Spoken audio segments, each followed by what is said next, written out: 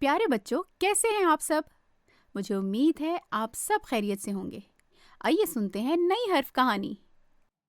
ایک دن غزالہ نام کی ایک چھوٹی سی بچی باغ میں کھیل رہی تھی۔ وہ بہت خوش تھی کیونکہ آج غزالہ کے پاس ایک نیا گلابی غبارہ تھا۔ غزالہ نے غبارے کو اوپر اچھالا اور غبارہ ہوا میں اڑنے لگا۔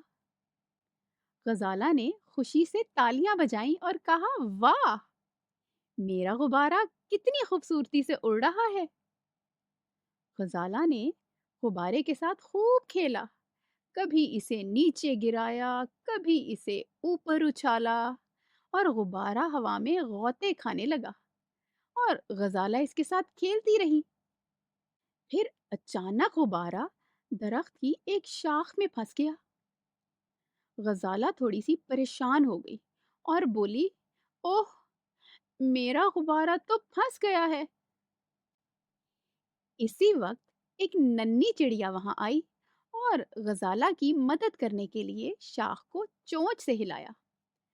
غبارہ شاخ سے نکل کر واپس غزالہ کے پاس آ گیا۔ غزالہ نے چڑیا کا شکریہ ادا کیا اور کہا، تمہاری مدد سے میرا غبارہ واپس آ گیا ہے، اب ہم دوبارہ کھیل سکتے ہیں۔ پھر غزالہ خوشی خوشی غبارے کے ساتھ کھیلنے لگی اور دن بھر اس نے لطف اٹھایا۔